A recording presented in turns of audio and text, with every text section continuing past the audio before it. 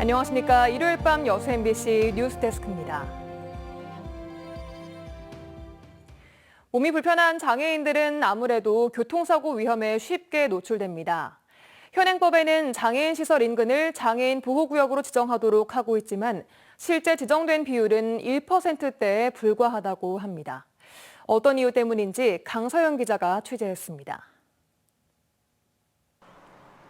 뇌병변으로 거동이 불편한 권경순 씨가 순천시 장애인복지관에 가기 위해 전동 스쿠터를 타고 길을 나섭니다.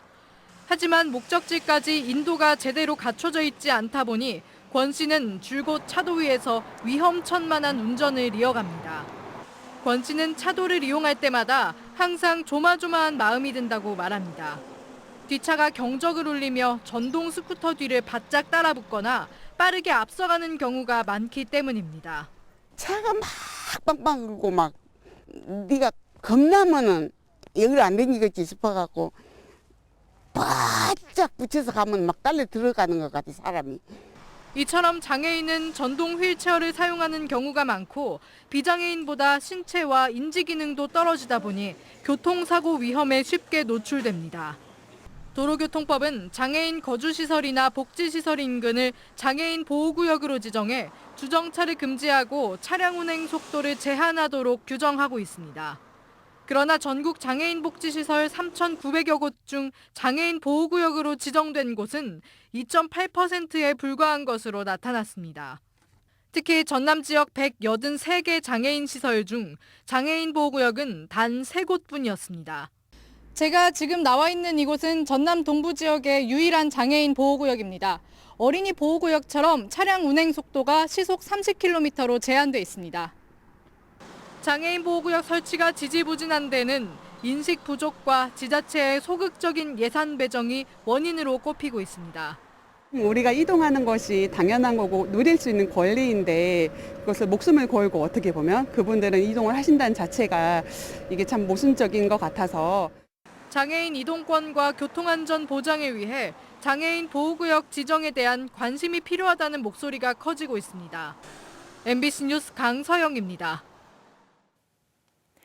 어제 열린 2022 여수밤바다 불꽃축제에 총 19만 4천 명가량의 관람객이 다녀간 것으로 집계됐습니다. 어젯밤 8시부터 여수 이순신 광장과 장군도 앞 회상에서는 우리 다시 여수밤바다란 주제로 화려한 불꽃놀이와 함께 드론 라이트쇼가 펼쳐졌습니다. 여수시는 인파를 우려해 불꽃놀이 시간 전후로 일부 구간의 차량 운행을 통제하고 시내버스 우회 노선을 운영했습니다. 광주와 전남 지역에서 전날 코로나19 신규 확진자가 1,268명 나왔습니다. 방역당국에 따르면 어제 하루 광주에서 611명이 코로나19에 감염됐고 기존 확진자 가운데 1명이 사망했습니다. 전남 22개 시군에서는 557명이 양성 판정을 받았으며 사망자는 발생하지 않았습니다. 우리말로 일본에 저항한 시인 윤동주의 시를 지킨 이가 있습니다. 그의 친구였던 배경 정병옥 선생이 광양 망덕포구 집에 보관했던 시집 하늘과 바람과 별과 시가 유일하게 남아 세상 밖으로 나올 수 있었는데요. 올해는 정병옥 선생 탄생 100주년을 맞는 해입니다. 유민호 기자입니다.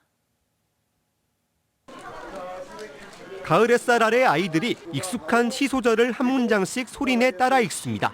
밤에도 별이 겨울이 바람에 스치운다. 바람에 스치운다. 현실을 피하지 않고 운명과 맞섰던 윤동주 시인의 서시입니다. 이 시가 세상 밖으로 나와 누구에게나 사랑받을 수 있게 된 건 1940년대 연희전문학교 시절을 함께한 그의 버시자 후배였던 정병욱 선생 덕입니다. 윤동주는 직접 손으로 쓴 시집 하늘과 바람과 별과 시를 제본해 지도교수와 정 선생에게 건넸습니다. 본인과 교수가 지녔던 시집은 사라지고 정 선생이 학도병으로 끌려가면서 광양 망덕포구에 사는 어머니에게 맡긴 것만 유일하게 남게 된 겁니다. 시집은 이곳 마루 밑 항아리에 명주 보자기에 쌓인 채 어목한 시절을 견뎌냈습니다. 아호인 배경은 윤동주를 잊지 않기 위해 그의 시 휜 그림자에서 가져올 만큼 사이가 각별했습니다. 올해는 정 선생이 태어난 지 100년을 맞는 해로 광양에서는 특별 전시가 열리고 있습니다. 윤동주 시인님과 정병욱 선생이 좀 친했다는 걸 알 수 있었던 것 같아요. 저의 기억에 많이 남을 것 같아요. 둘의 인연뿐 아니라 정 선생이 한국 문학에 남긴 학문적 성과도 조명합니다. 고전 시가를 전공했고 특히 판소리 보존과 연구에 힘써 민족예술의 정수로 자리매김하는 데 공헌했습니다. 또 우리 국어 교육에 있어서 예전에는 문법과 지식을 전달하는 부분에서 문학이랄지 작문으로의 어떤 그 교육을 전환시키는 데 앞장서셨던 분이기도 합니다. 친구의 시를 세상에 알린 일을 평생의 보람과 자랑으로 삼은 정병욱 선생.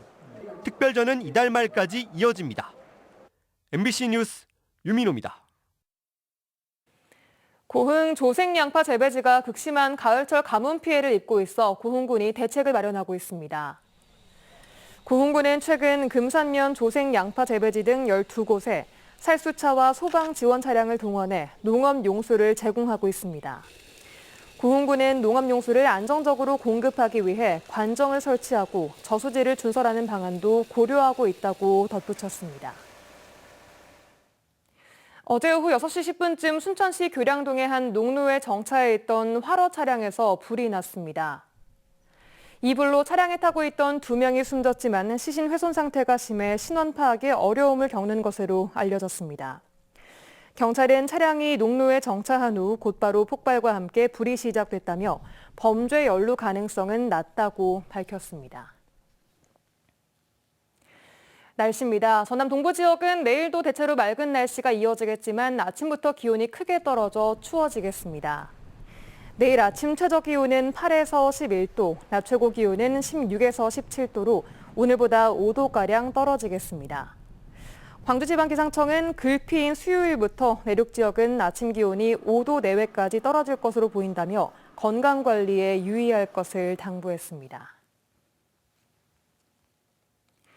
김영록 전남도지사가 탄소 중립 신산업을 선도하자는 취지의 글로벌 전남 전략을 발표했습니다.